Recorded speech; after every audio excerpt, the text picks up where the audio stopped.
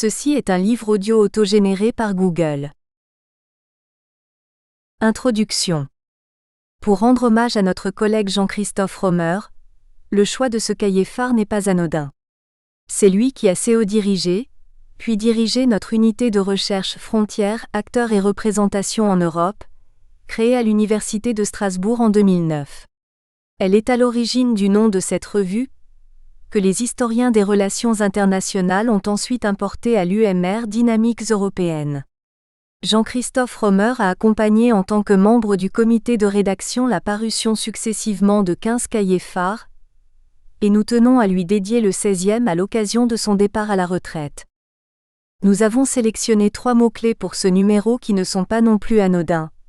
Frontières, géopolitique et relations internationales, 3 termes qui ont constitué sans doute une ligne conductrice dans le parcours professionnel de Jean-Christophe Romer, dans ses enseignements comme dans l'orientation de sa recherche.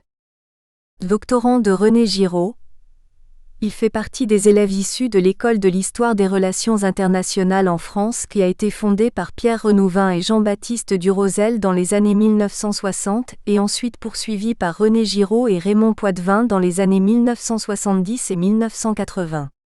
Jean-Christophe Romer s'est toujours déclaré internationaliste, un historien qui insère les faits dans un cadre global et qui analyse les forces profondes de l'histoire du système international.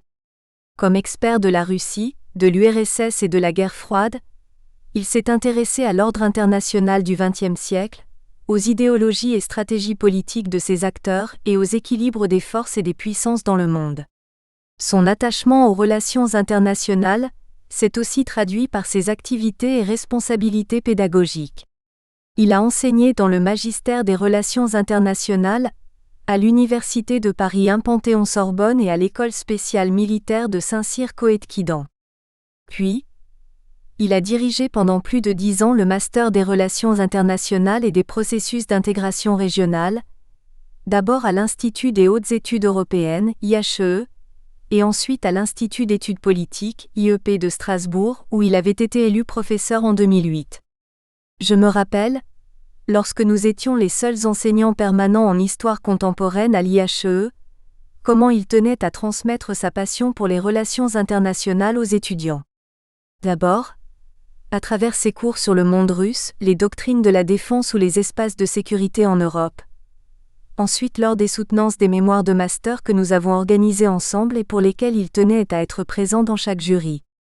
Ou encore, en 2009, lorsque le master a été renouvelé et qu'il s'est fermement investi en faveur d'une internationalisation maximale des enseignements dans la nouvelle maquette. La géopolitique se trouve également au cœur de l'intérêt de Jean-Christophe Romer, et ceci devient évident lorsqu'on observe sa carrière professionnelle. En 1994 à 1995, il est auditeur du Centre des hautes études de l'armement, CHEAR, et en 2001 il est nommé directeur du Centre d'études d'histoire de la défense au sein du ministère de la Défense. Admirateur de Karl von Clausewitz, il se qualifie lui-même de spécialiste de géopolitique, de stratégie, de sécurité et de politique étrangère européenne et notamment des questions russes, soviétiques. Ses nombreuses publications ne manquent pas d'approche géopolitique, comme par exemple La pensée stratégique russe au XXe siècle, Paris Economica 1997, La géopolitique de la Russie, Paris Economica 1999 ou Face aux barbares, Marche et confins d'empire, Paris Talandier 2004. Jean-Christophe Romer a l'œil et la sensibilité nécessaires pour identifier, avant l'heure et avant tout le monde, les tournants dans la géopolitique du monde. Ainsi, lors du colloque sur la dimension européenne de la coopération transfrontalière en 2009, à Strasbourg, il qualifiait déjà l'Union européenne, UE, de nouvel empire. Le lancement d'une politique européenne de voisinage, PEV, pourrait d'ailleurs correspondre à un début de réflexion sur non pas tant les frontières que sur les marches d'un empire qui ne veut pas dire son nom, et qu'il conviendrait de partager dans une logique coopérative, de préférence à une logique conflictuelle, avec un autre empire qui, lui, accepte plus volontiers, mais pas toujours pour le meilleur, de dire son nom, la Russie.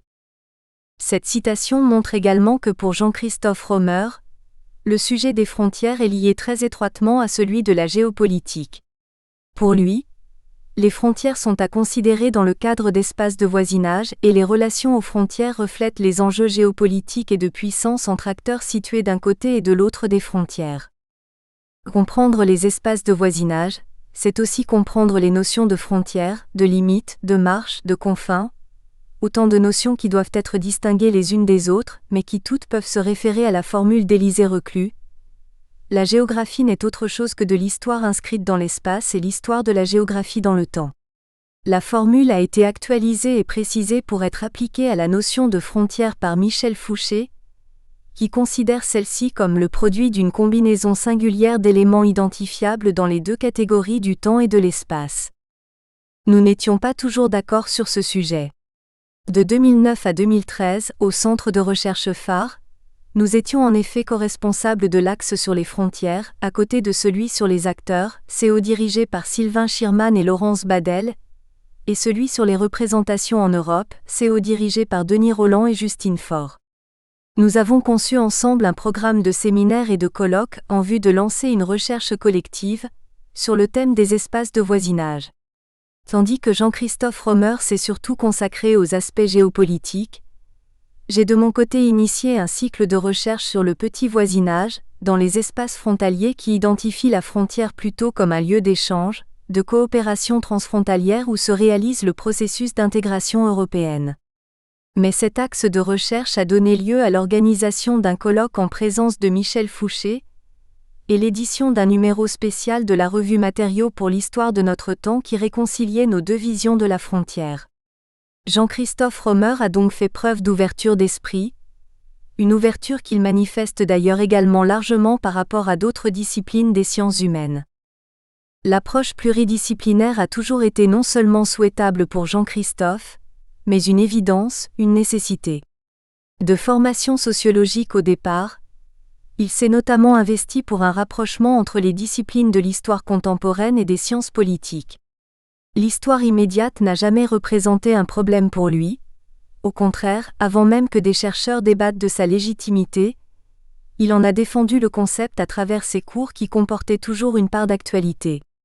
Le plus emblématique de ces cours mariant histoire et sciences politiques a sans doute été celui assuré pendant des années par Jean-Christophe Romer à l'IHE sur la vie politique en Europe. Son orientation thématique l'a également amené à coopérer très étroitement à l'IEP avec des collègues juristes, spécialistes des relations internationales ou de défense, notamment Anne-Clébès Pélissier et Alexis Vallas. Il n'est donc pas étonnant que cette ouverture à la pluridisciplinarité transparaisse dans les communications présentées dans ce numéro. Parmi les auteurs, à côté des historiens, il y a 3 juristes et une civilisationniste du monde germanique qui ont voulu témoigner de leur affection pour Jean-Christophe. La frontière se trouve au cœur d'une première partie des communications de cette publication. Ainsi, Frédéric Béraud dans Les frontières intérieures de l'Union, espace d'identité européenne, et Birte Wassenberg, dans Frontières, coopération transfrontalière et intégration européenne, abordent les frontières de l'UE comme objet d'intégration européenne. Elles identifient toutes deux un paradoxe.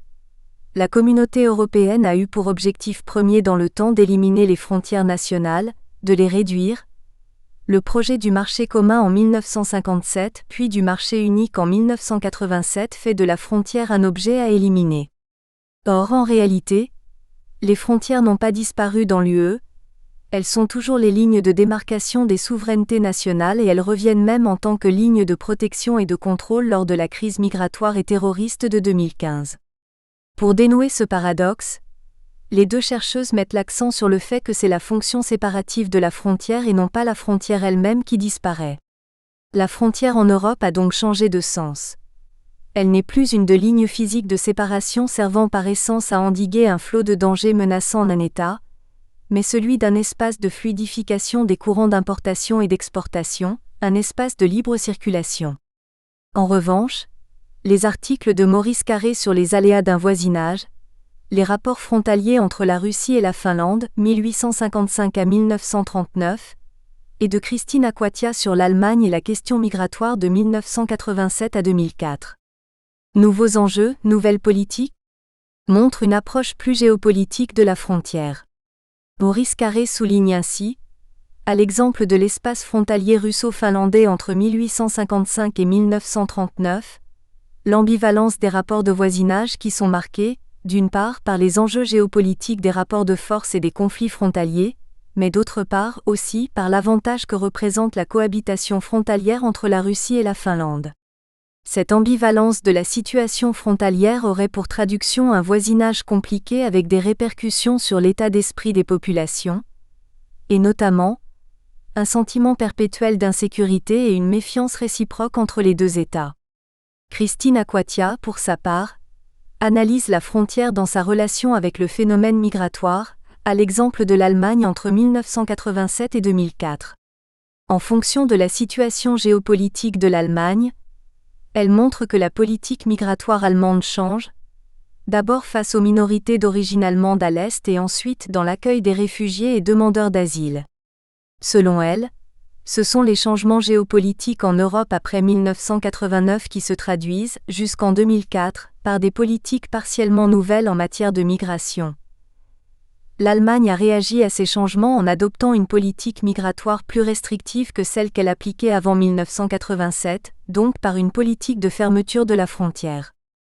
La deuxième partie du cahier phare se penche sur les aspects géopolitiques des relations internationales. L'article de Anne Klebes-Pellissier sur l'ère des montagnes suisses n'a pas apaisé les tensions. Retour sur la cristallisation du conflit chypriote traite d'un conflit européen non résolu. Il part du constat de l'échec des négociations en vue d'une réunification de Chypre, qui se sont tenues en Suisse dans la station alpine de Crans-Montana, sous l'égide des Nations Unies en juillet 2017 pour analyser les raisons de la non-résolution permanente du conflit chypriote.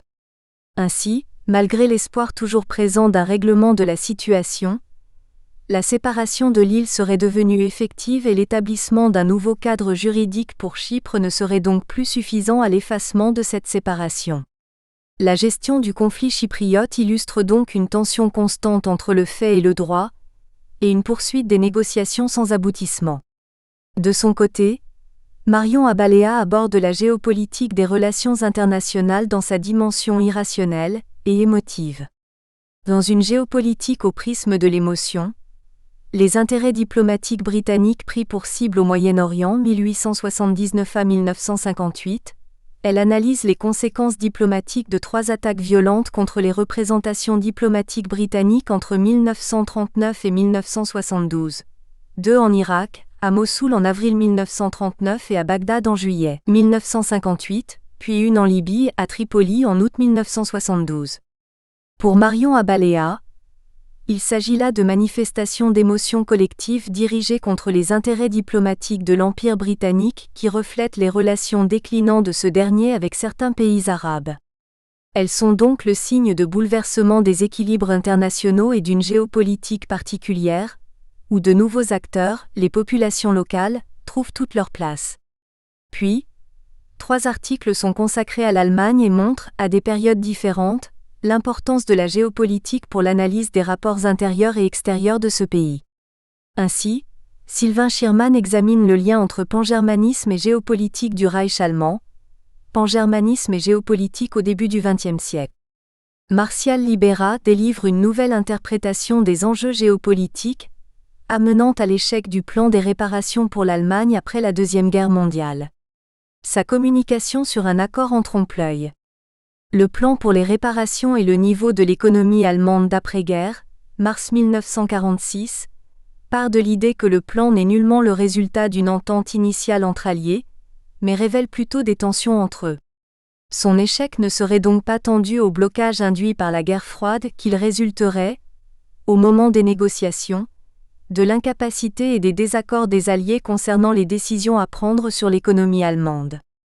Il souligne notamment le caractère géopolitique de leur compromis qui se serait fait indépendamment de toute logique économique. Le 3e article sur l'Allemagne d'Emmanuel Droit sur le mur de Berlin comme expérience géopolitique locale.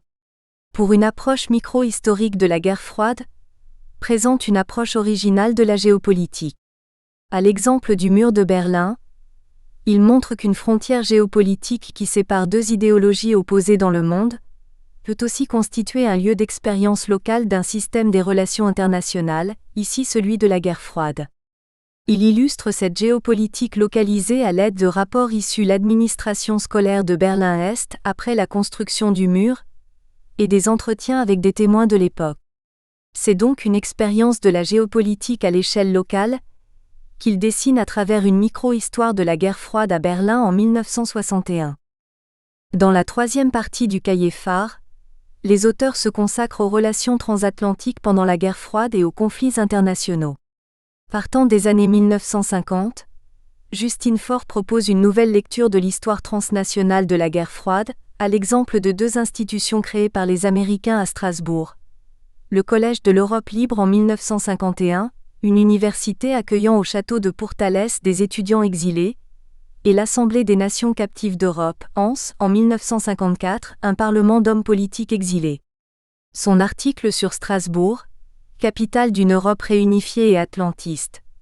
Réalisations et déceptions américaines, années 1950, illustre qu'en temps de guerre froide, malgré le rideau de fer, les espoirs à Strasbourg d'une réunification du continent européen persistent et que les Américains avaient l'intention de construire une communauté atlantique qui dépassait le cadre du seul rapprochement entre les États-Unis et l'Europe de l'Ouest afin d'y inclure aussi l'Europe de l'Est. Pour sa part, Jérôme Clerget examine les discordances transatlantiques et ébauche d'une identité politico-stratégique ouest-européenne, 1981-1987. Il montre le paradoxe de la situation des Européens en matière de sécurité et de défense pendant la guerre froide. D'une part, ils ne sont pas d'accord avec les modifications stratégiques et tactiques dictées par les États-Unis durant les années Reagan, mais d'autre part, ils peinent à s'exprimer collectivement sur ces questions, notamment parce qu'ils ne veulent pas trop ouvertement mécontenter Washington. Le programme de recherche Eureka est un premier document politico-stratégique ouest-européen. La plateforme de La Haye de 1986 ne sont que de timides réponses des Européens aux discordances transatlantiques. Alexis Vallas défend pourtant l'Alliance Atlantique et son organisation militaire, l'OTAN, dans son éloge de l'Alliance Atlantique à l'attention d'un otano-sceptique. Il présente les raisons qui peuvent justifier l'attachement de la France à l'Alliance Atlantique et à l'OTAN. D'abord, le potentiel militaire de ces 29 États membres constituerait de fait une puissance sans équivalent et il s'agirait de la seule organisation capable de protéger un État contre n'importe quelle menace rationnelle. Ensuite, l'existence de l'OTAN n'empêcherait nullement le développement d'une sécurité européenne, et la relation OTAN-UE pourrait se traduire par une parfaite compatibilité d'appartenance aux deux organisations. Enfin, l'OTAN incarne, selon lui, un véritable modèle de civilisation occidentale, dont bénéficient la plupart des États européens et qui peut aider la Russie à stabiliser un véritable État de droit démocratique et respectueux des droits de l'homme. Cet article clôt le cahier phare sur un ton subjectif. L'auteur donne ses arguments personnels en faveur de l'Alliance Atlantique et fait une sorte de plaidoyer pour le maintien de l'OTAN. Qu'il me soit alors permis de terminer cette introduction également sur une note un peu plus personnelle.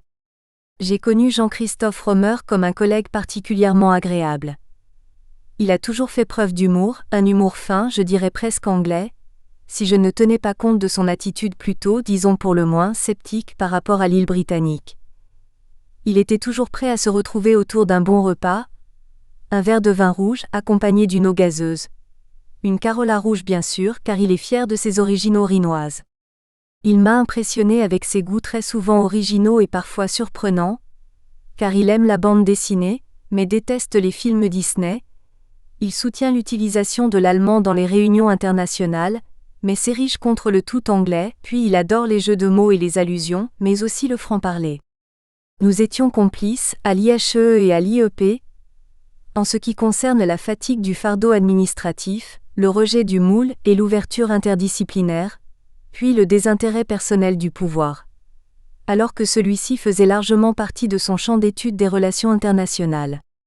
Bref, se retrouver avec Jean-Christophe au bureau de la Villa Knopf a toujours été un plaisir et il nous manque terriblement avec son esprit libre, parfois contestataire, mais toujours ouvert et son attitude franche, mais courtoise et gentille, jamais agressive. Qu'il revienne encore souvent lors des colloques nous parler de la Russie, de Poutine et 2, 3 ou 4. Il y en aura d'autres, de sa vision des frontières, de la géopolitique et des relations internationales. Geert Wassenberg. Les frontières intérieures de l'Union, espace d'identité européenne. Notre gaieté s'éteignit, pendant le retour en voiture, à mesure que nous approchions de la Casina. La dernière opération serait la plus éprouvante. Il fallait trier, séparer le tien et le mien, tracer la frontière, briser. Je m'avançai une dernière fois jusqu'au bord de la falaise, pour contempler la ligne de partage des eaux, écouter le battement du ressac contre les rochers entre les deux mers, adressé au fortin rose posé au sommet de l'îlot comme la Jérusalem céleste dans les tableaux de la Renaissance, le plus mélancolique des adieux. Ces mots viennent dénouer un roman consacré aux lignes de partage des paysages, du nord et du sud de l'Italie, du couple, des anciens et des modernes. La frontière est constamment tue et irrémédiablement présente dans une Sicile si difficile à dire et sentir italienne, frontière qui sert de ligne de tri, de brisure, mais aussi de construction d'une identité locale, nationale, personnelle, voire civilisationnelle.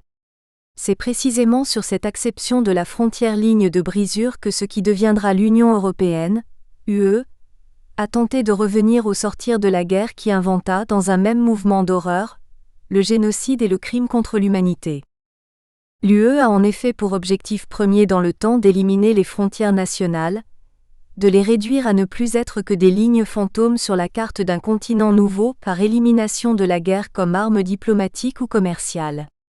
Il semble donc que l'Union vienne à bout des antiques clôtures que les États ont érigées pour enserrer dans leur pouvoir politique un peuple et un territoire. Vision intuitive du phénomène que le traité de Lisbonne décrit comme étant un marché intérieur en son article 26 TFUE, l'UE fait de la frontière un objet à éliminer par le droit. La réalité est tenace. Les frontières n'ont pas disparu dans l'Union contemporaine. Elles sont toujours les lignes de démarcation des souverainetés nationales. Elles existent aussi dans les esprits, dans les discours politiques et reviennent même dans le droit. L'UE aurait-elle donc échoué dans sa principale entreprise ? Ou faut-il revoir l'histoire que racontent les institutions de l'UE sur le marché intérieur ? À bien regarder cet espace, les frontières ont bien été dévaluées à l'intérieur de l'Union européenne, comme l'ambitionnait Robert Schuman, qui voulait retirer aux frontières leur venin protectionniste. Le droit du marché intérieur montre en fait que la frontière a changé de sens. Son narratif n'est plus celui de la fermeture de lignes physiques ou normatives servant par essence à endiguer un flot de dangers menaçant d'un État, mais celui d'un espace de fluidification des courants d'importation et d'exportation, d'un espace de libre circulation. Le chemin des douaniers ne serpente plus sur les falaises pour traquer les contrebandes, mais a été converti en promenade pour amoureux. Drôle d'histoire. C'est alors que me revient une phrase qui concluait en octobre 2012 un colloque interdisciplinaire organisé avec le dédicataire de ces lignes. Il n'y a au fond rien de plus européen que l'espace frontalier. Le pont entre les deux rives du Rhin ne peut ainsi être un lien entre les deux États frontaliers, que si l'espace ainsi créé est en constante appropriation citoyenne. Ce joli jardin des deux rives, entre Strasbourg et Kehl, exprime bien ce qu'est la frontière au sein de l'UE. Le Rhin n'a pas disparu, il y a bien deux rives, une allemande et une française. Ce qui change est que ces deux rives sont aménagées pour permettre leur appropriation urbanistique, ludique et sportive. Ce qui change est que ces deux rives ne sont qu'un seul jardin. La passerelle aérienne de l'architecte Marc Mimram est un cordon ombilical entre l'est et l'ouest du jardin. Le Rhin n'est plus la ligne de démarcation, mais le centre du projet urbanistique qui fait de la frontière une zone d'habitation, de travail, de passage et de plaisir tournée autant vers l'Allemagne que la France. La frontière devient zone d'interface, d'interconnexion, de circulation libre. Cette révolution paysagère est aussi un acquis du droit de l'UE. L'UE est en effet un processus original d'intégration par le droit. L'ambition est immense au sortir de la Deuxième Guerre mondiale. Le droit est utilisé comme un moyen de dépasser l'État, structure juridique qui n'a pas su empêcher la commission de crimes contre l'humain, d'une gravité jamais égalée. Le droit est alors un moyen de discipliner l'État, de le forcer à respecter les droits humains. Les pères fondateurs de l'Union européenne appliquent cette nouvelle conception du droit international pour créer un droit, pas tout à fait international, pas complètement constitutionnel, un droit communautaire. Ce qui relève d'un certain paradoxe est que ce droit ignore, presque complètement, la notion de frontière. Le mot apparaît comme un objectif de l'UE, définit le marché intérieur et ensuite l'espace de liberté, de sécurité et de justice, puis est utilisé pour les politiques de contrôle des frontières intérieures et extérieures de l'UE. La frontière n'est un objet du droit primaire, ou du moins pas un objet central. Pourtant, elle est un filtre naturel, une barrière contre les migrants, une entrave aux échanges. Elle est l'objet implicite du marché intérieur. Elle doit céder pour laisser les citoyens et les biens circuler librement. Elle doit s'ouvrir pour autoriser l'application d'une norme étrangère. Bref, elle évolue pour devenir une frontière ouverte, ADN de l'Union européenne. L'analyse juridique permettra de jeter une lumière sur la mécanique de ces transformations, pour saisir la substance de la frontière, ses utilisations, au-delà des invectives ou de la passion qui anime ces espaces depuis 2015, avec le début de la vague migratoire et l'émergence des mouvements de contestation du libre-échange comme seul projet politique. La question est de savoir comment la frontière raconte l'histoire de l'Union, comment elle est un espace identitaire de cette fusion des marchés nationaux et des États dans une nouvelle expérience d'intégration, qui n'est pas une fédération ou une organisation internationale, mais un au-delà de la structure étatique, un espace de mutuel droit et obligation des États membres, une utopie juridique pour rendre la guerre entre les nations impossible. Cette utopie s'incarne dans un nouveau modèle de frontière, ouverte, c'est-à-dire désarmée sur le plan douanier, désactivée sur le plan normatif.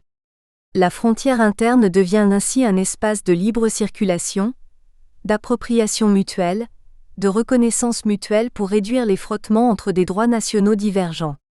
Il s'agit d'un espace d'altérité, de reconnaissance des appartenances multiples. Les frontières dans l'Union sont de nouveaux espaces qui concentrent tous les acquis communautaires. Elles sont aujourd'hui le théâtre de nouvelles tensions. Dans l'espace Schengen, le ressenti de la pression migratoire incite les États à se réapproprier le contrôle des frontières internes de l'Union. La vanité de cette revendication souvent populaire est que la frontière interne de l'Union n'est plus l'attribut de la souveraineté de l'État.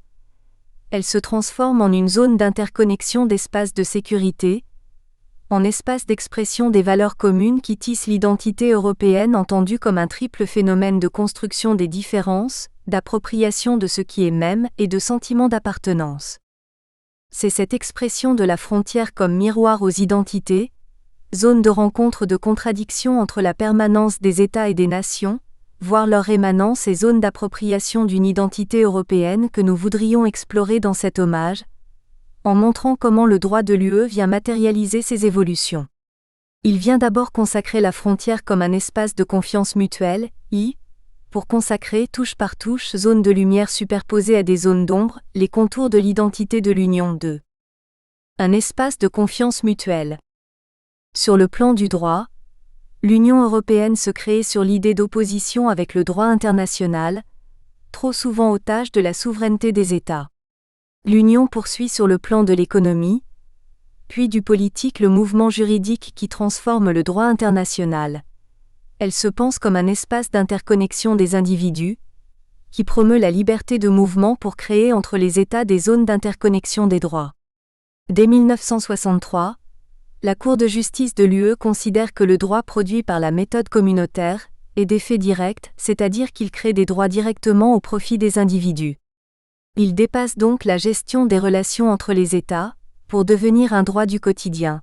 Faire ses courses dans un supermarché, étudier dans un autre État membre, y rechercher un emploi, résider dans l'endroit de son choix, créer une entreprise, commander un séjour de ski sur Internet sont autant d'applications des 5 libertés du traité sur le fonctionnement de l'Union européenne. Pour obtenir ce grand marché sans frontières intérieures, le droit fut l'instrument privilégié pour installer un esprit de coopération aux frontières, contribuant à les déterritorialiser pour mieux les recomposer en lieu de pouvoir. L'affaiblissement continu de l'effet frontière des droits nationaux, ou l'esprit de coopération. L'Union se construit à partir de l'interdiction des obstacles aux flux commerciaux, reflétés dans toutes les libertés de circulation. Les États doivent revoir leur législation pour éliminer les entraves aux échanges. Cela n'aboutit pas, comme on le lit souvent, à la déréglementation.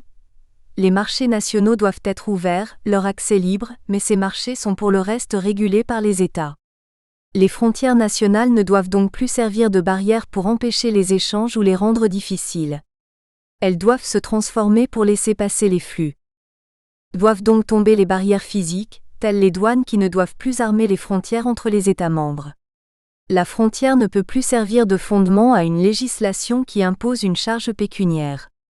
Pour taxer un produit, l'État doit viser un objectif d'intérêt général et pas un produit parce qu'il vient ou va au-delà des frontières. À cette première transformation s'ajoute l'élimination d'autres frontières, invisibles, mais qui n'en constituent pas moins de véritables murs réglementaires. Le premier principe utilisé pour les éliminer du marché intérieur est la non-discrimination, qui garantit une égalisation des régimes juridiques pour qu'un étranger puisse être traité dans les mêmes conditions qu'un national. La discrimination, forme juridique primaire du protectionnisme, est interdite, mais cela ne suffit pas à éradiquer tous les obstacles que la frontière constitue pour le commerce. La frontière est en effet une ligne qui détermine l'application d'un droit national, par hypothèse différent de celui de l'État voisin. Ces différences de droit entre les États ont longtemps donné lieu à des douanes des normes.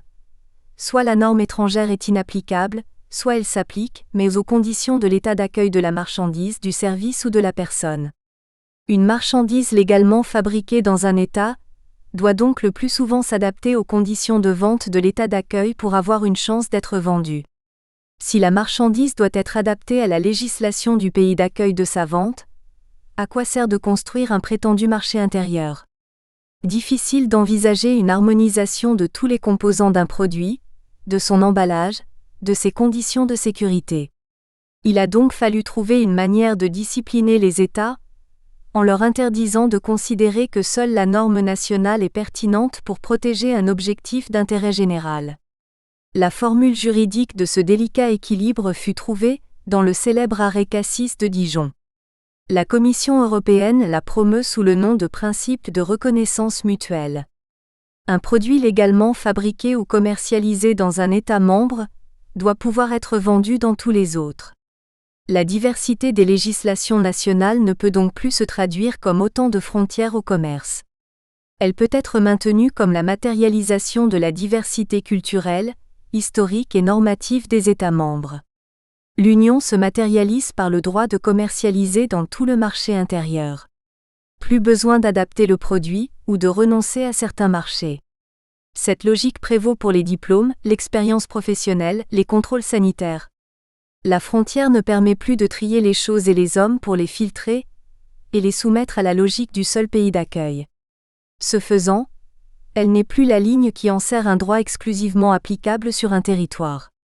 Elle laisse passer les normes étrangères, celles qui viennent d'au-delà des frontières et s'incorporent dans un produit, un service, une caractéristique humaine et voyagent ainsi dans l'espace européen. Le droit de l'UE métamorphose la frontière nationale en synapse. Elle est le lieu de la mise en réseau des droits nationaux, territoriaux.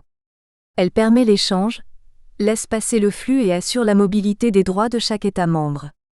Elle est en d'autres termes un lieu d'échange normatif, qui assure le commun par la libre circulation des modèles et des spécificités nationales. La différence est une opportunité de faire et de concevoir les choses autrement. L'union résulte de cette mise en interconnexion des droits nationaux. La conséquence sur l'identité européenne est que chacun peut apprendre à vivre au-delà de la frontière. Le sentiment même de frontière s'estompe, plus d'attente interminable, plus de contrôle vexatoire. Seule la langue matérialise encore le passage de la frontière. Le local ne disparaît donc pas dans l'intégration européenne. L'identité européenne résulte de cette multiplicité d'appartenances. Elle est aussi une identité en réseau ouvert, une identité d'interaction. Comment s'opère la cohérence entre les différences des droits nationaux, expression d'autant d'histoire, de conditions sociologiques, économiques, de traditions locales et régionales ? La première réponse, avant même d'envisager une forme de droit commun voire uniforme, est celle de la coopération entre les États membres. Nécessaire à l'exécution du droit de l'UE, elle comprend la coopération administrative, dans le respect des différences de culture administrative et politique. Le traité sur le fonctionnement de l'UE comprend une disposition qui l'organise, la stimule par l'échange de fonctionnaires ou encore de bonnes pratiques. La coopération doit ainsi peu à peu remplacer la défiance qui tisse les liens entre les États dans les relations internationales. Elle est posée en principe fondateur de l'Union dans 2 arrêts récents. Le premier est venu renforcer les droits de l'État d'accueil de travailleurs détachés, pour y prester un service. Si les autorités de cet État d'accueil ont un doute sur une activité économique réelle dans l'État d'origine, elles peuvent refuser de reconnaître les certificats qui permettent le détachement et du même coup, exiger le paiement des cotisations sociales si, et seulement si, elles ont d'abord tenté d'obtenir le retrait des certificats douteux par la sollicitation de la coopération de l'État d'origine. La juridiction de l'UE a également opté pour l'idée que la coopération est le principe premier qui gouverne les relations entre les États membres. Chacun d'eux doit ainsi prendre sa part dans la gestion de la crise migratoire qu'affronte l'Union européenne depuis 2015, en acceptant de prendre en charge des migrants selon un système de réallocation que contestaient la République tchèque, la Hongrie et la Pologne. L'Union européenne défend cette libre circulation comme son ADN. Elle ne concède pas l'existence de secteurs spécifiques à l'abri de l'application de la non-discrimination, à la liberté d'accès au marché ou à la reconnaissance mutuelle. Quitte à donner parfois le sentiment que l'État n'a plus d'autre moyen que d'accepter le dogme de la libre circulation. Un exemple est très discuté depuis longtemps, celui de la délocalisation des entreprises au sein de l'Union.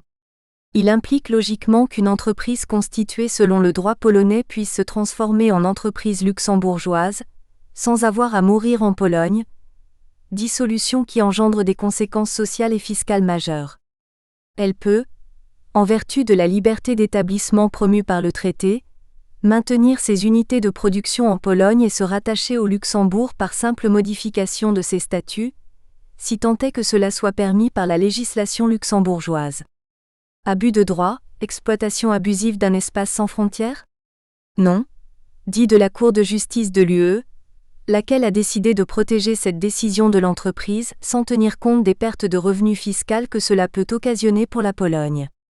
La société peut ainsi migrer d'un État à un autre, pour optimiser son régime juridique.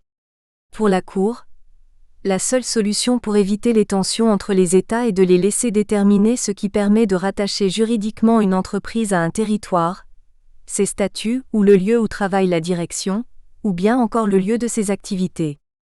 La question est posée depuis la négociation du traité de Rome, et peine encore à trouver une solution dans l'Union européenne. Malgré des tensions, les institutions de l'Union ont privilégié une territorialité en flux, des points reliés entre eux par des réseaux de choses ou de personnes en mouvement. L'UE n'a pas non plus ignoré les frontières locales, infra-étatiques. Elle a estimé qu'elles constituaient, malgré leur caractère local, des obstacles au commerce qu'il convenait d'interdire aussi strictement que des barrières douanières.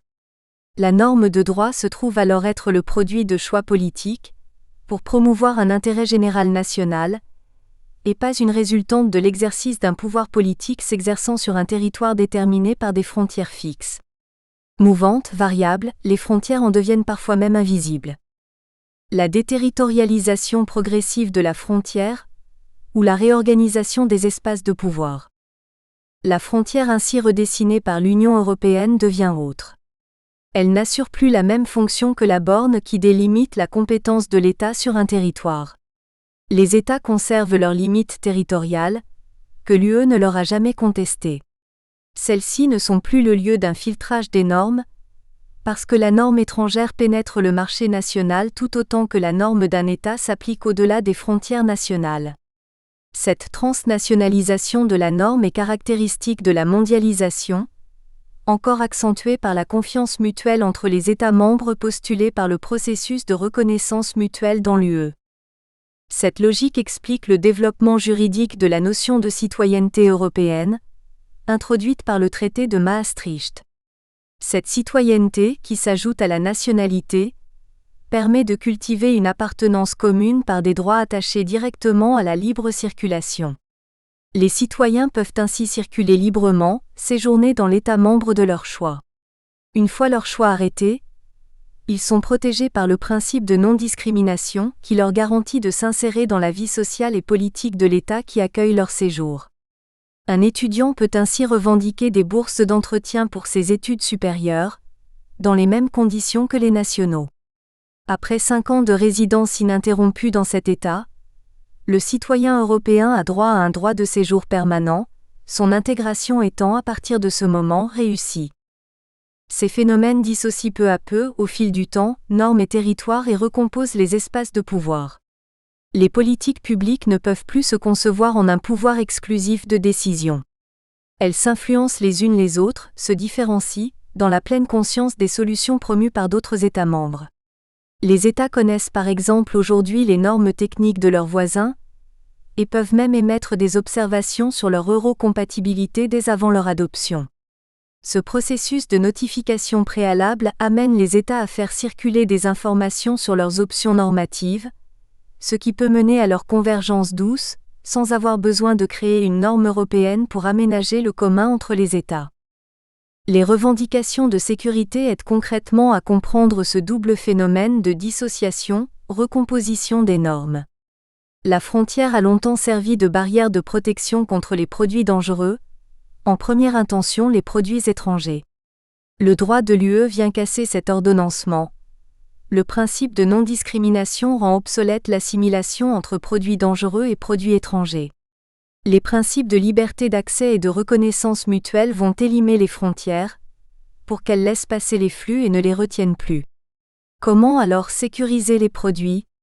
Cette sécurisation est vitale pour le marché intérieur. Sans elle, pas de confiance des consommateurs et donc pas de libre circulation. En ce sens, l'intégration européenne ne peut pas être low cost. L'Union européenne a donc promu des standards élevés de sécurité, de qualité des produits, de protection sociale ou de l'environnement. Que ce soit des standards européens ou des standards nationaux que les États ont le droit de protéger, quitte à rendre la libre circulation excessivement difficile, voire impossible. Pour en garantir le principe, l'Union exige que la protection résulte de la maîtrise des caractéristiques dangereuses d'un produit, d'un service voire de personnes. Une fois que le danger est circonscrit, reste à savoir comment le prévenir. Les frontières reviennent alors telle une obsession. L'Union européenne en change une fois de plus la signification. Elles sont un lieu de la sécurité, mais n'en sont plus le lieu exclusif.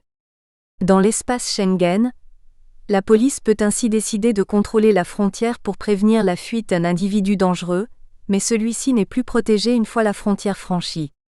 L'État membre est un État qui doit assurer la sécurité en tout point de son territoire, sans plus distinguer à raison de l'origine des biens ou des personnes.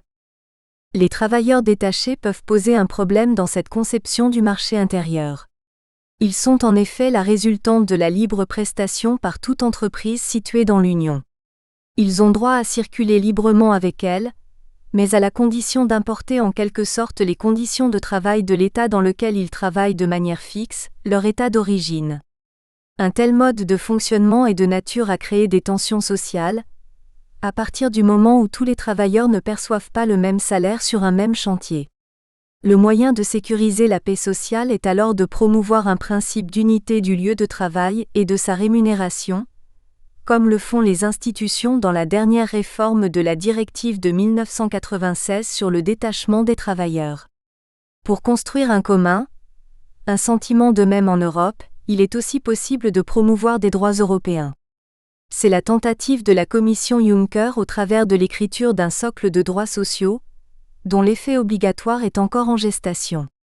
Dans ces conditions renouvelées, le détachement de travailleurs peut être ressenti autrement que comme de la concurrence déloyale entre les États, parce qu'il repose sur un socle de droits communs à tous les travailleurs de l'UE. La frontière est alors déplacée, située sur chaque chantier européen, mais sans empêcher que les travailleurs suivent la mobilité de l'entreprise à laquelle ils sont rattachés. Les frontières ouvertes garantissent donc la sécurité mieux que les vaniteuses frontières fermées, puisqu'elles assurent de lutter contre ce qui est dangereux, sans présupposer que le national est sécurisé par essence, sans coup férir et sans preuve apportée. La frontière est en ce sens une réalité qui reste tangible, mais elle est rabotée quand il n'existe pas de danger, quand la sécurité est assurée. De ligne, elle devient espace entre deux États. Elle est invisible en ce sens qu'elle ne concentre plus les douaniers en un lieu exclusif, mais elle est un des lieux pour qu'ils exercent leur mission. Même dans le marché intérieur du numérique, la frontière est encore bien tangible. Les États imposent encore bien souvent un lieu de stockage sur le territoire national aux données non personnelles. C'est pourquoi l'Union s'emploie à supprimer ces derniers remparts pour que la frontière devienne à proprement parler virtuelle.